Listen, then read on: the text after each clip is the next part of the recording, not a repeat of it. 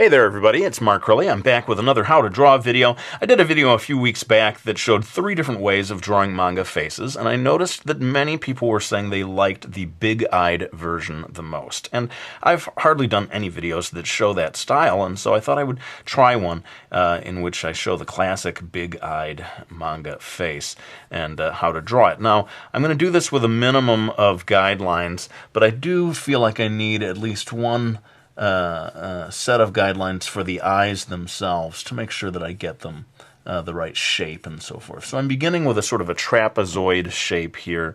If you can reproduce that you may find that it helps you in doing this drawing. Otherwise, you may just move right on to drawing this eye. Now, this face is turned away from us, kind of turned in this direction.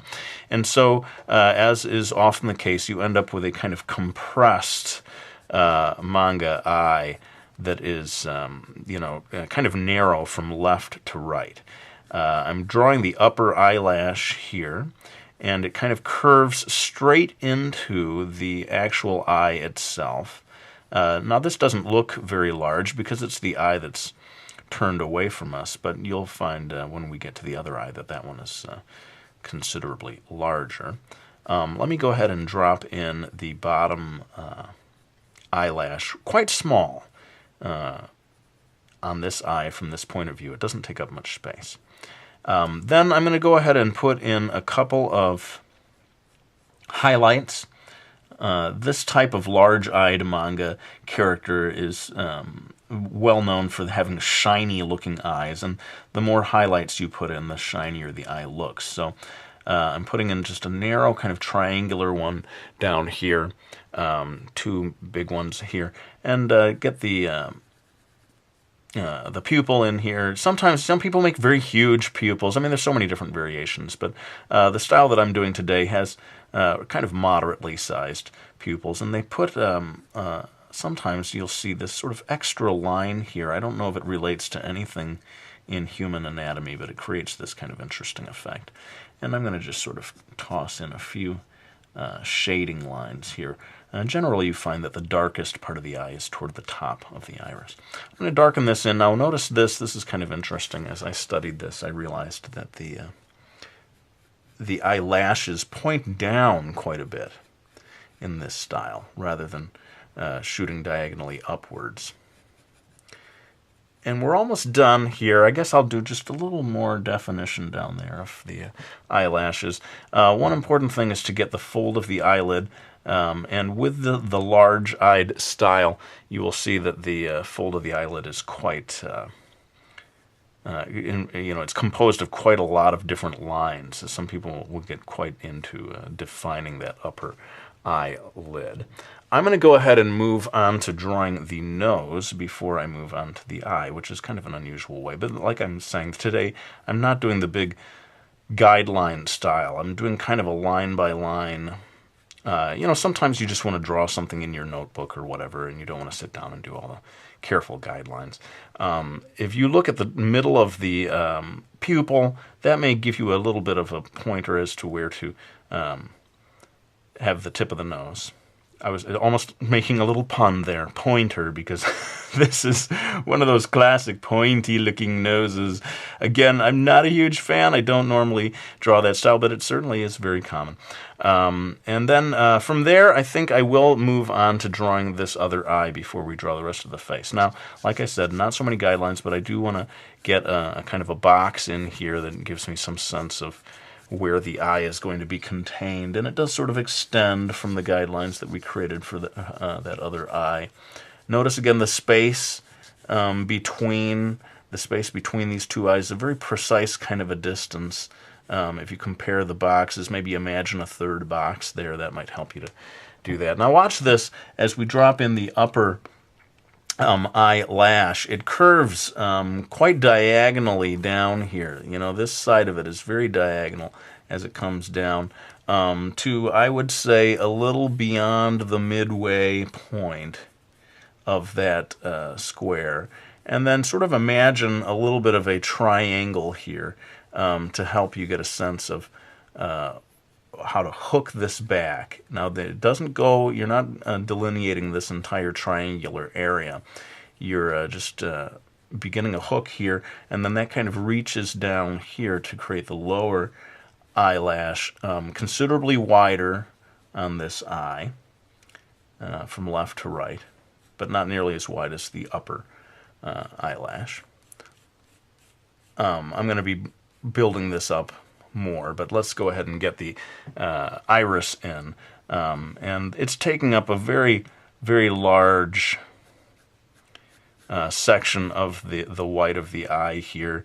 Notice the distance between the bottom eyelash and the bottom of the iris as it comes up, and you get just a little sliver of white on this side of the iris, at least in this point of view of this person, kind of turning away from you, looking back at you. It's a very common pose in manga illustrations, I find.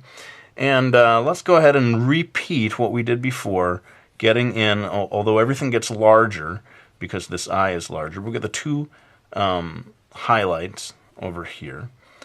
Get this sort of triangular shaped secondary lower highlight. Going to get the pupil in here, certain size. Get that extra sort of mysterious line that I don't think relates to human anatomy.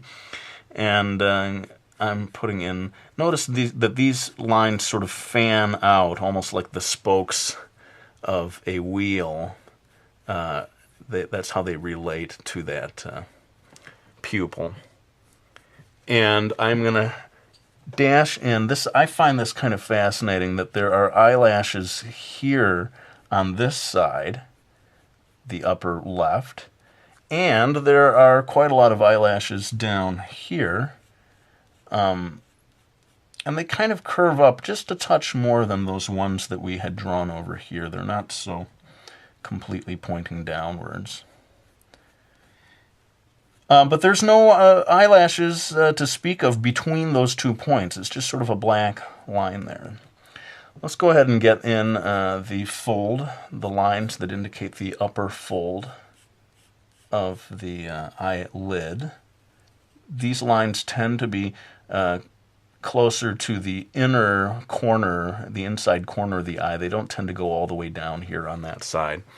And let's get some just little indications of the lower eyelid. It would not be a Mark Crilley video if I did not say the word indications, or indicate, about 1,000 times during the course of the video. So there you go. I'm going to go ahead and put the other side of the face. This can be incredibly difficult, I find, to get this line right. So watch as I do this. This is the side of the cheek, and when we see the point of the nose, just as we come past that point, we will be curving down like this.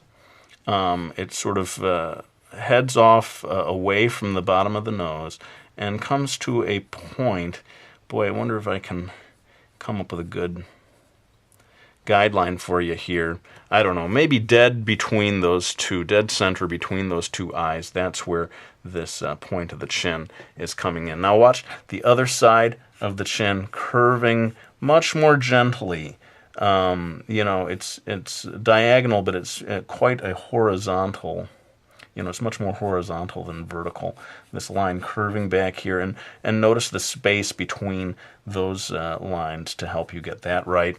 The mouth is very de-emphasized in a lot of manga styles, and especially I find the large-eyed manga styles tend to really make small mouths. But again, notice the distance here between the bottom of the nose and the mouth a little closer to the lines of the nose than it is to the chin. And that is more or less what we need for the lines of the face. I'm going to drop in a couple of blushies here, and we're going to pull back now to draw the rest of the facial features. Okay, well, I spent a lot of time going through each one of those lines. I'm going to try to move it along with this next part of the video. Drawing the eyebrows, notice the distance between the top of the eyes and the eyebrows themselves. You want to try to replicate that distance, and also the beginning and end points of the eyebrows. Fairly important to get those in the right spot. Go ahead and draw that. It's a very gentle curve, and in general, manga characters, female characters at least, do not have very thick eyebrows. They're pretty thin, pretty delicate. I'm going to start putting in indications of the hair. There we go, indications again. This video, it's not line by line for the hair. Come up with I would figure everyone wants to come up with their own hairstyles, but this will be sort of an example, maybe give you some inspiration. Dashing in. And notice that these lines are very easy for me to make because they are following the curve of my wrist.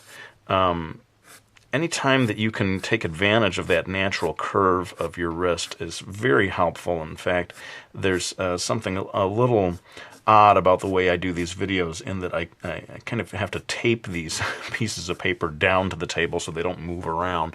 And as a result, when I come over here, and right here above this eye is where the lines are going to begin to change direction.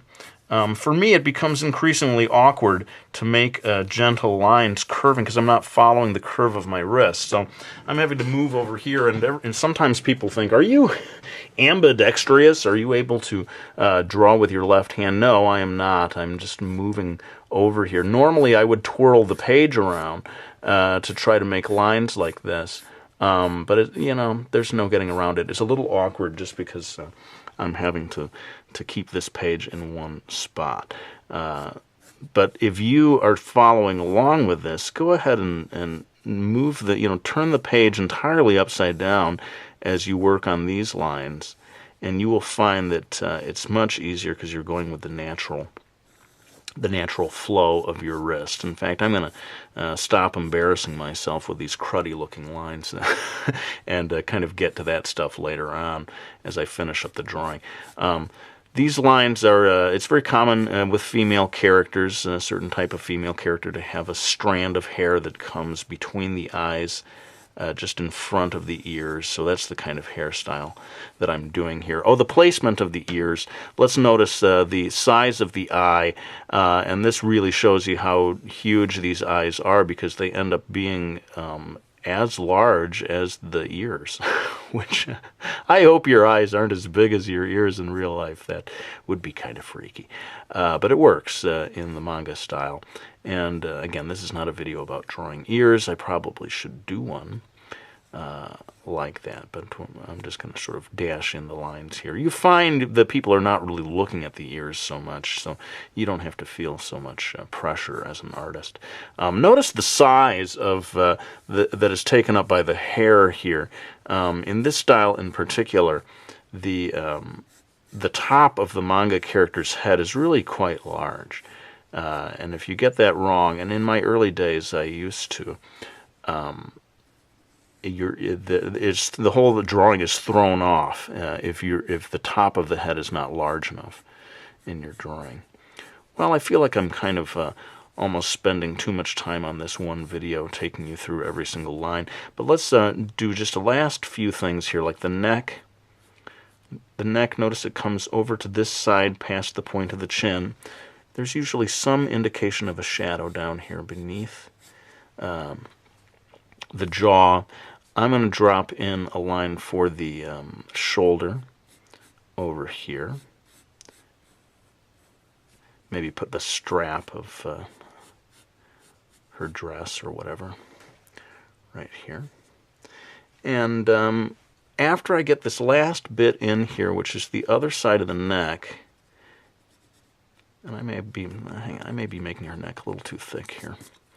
In this cartoony style, the neck ends up quite small and delicate, so I'm going to go ahead and move the neck over there.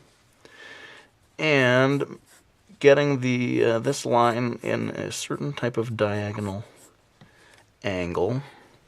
See if you can reproduce that.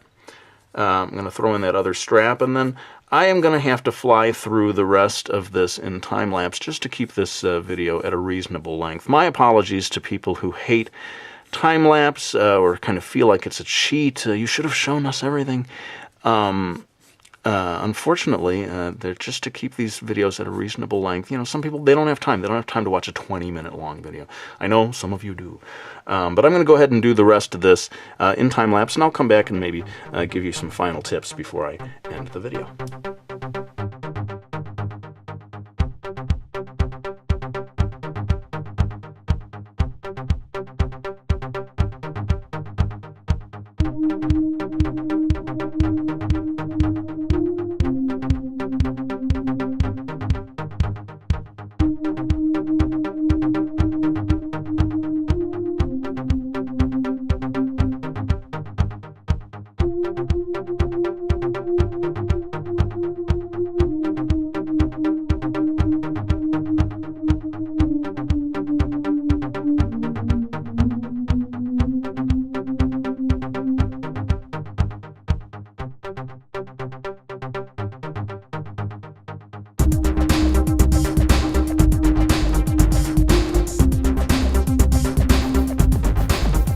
Alright, well, there you have it. My attempt at a classic big-eyed manga female character. Hope you enjoyed this video. Sorry I had to time-lapse once again through all the shading. Clearly, I need to do a real shading video one of these days. But in the meantime, I want to thank everyone who has bought Miki Falls, my manga series from HarperCollins. 4 books in this series. Greatly appreciate your support if you get that. And Brody's Ghost from Dark Horse. 2 books in this series. And I just got word that they're going to be doing a special e-book edition of this coming out June 8th. I'll definitely be talking more about that in the weeks ahead. But let's go ahead and wind this one down. Thanks so much for watching my videos, friends, for leaving comments, for telling your friends about my videos, all your support. It really does mean an awful lot to me. But let's go ahead and lay the pencil down. I want to thank you once again for watching this video. I hope you found it useful, and I will be back with another one real soon.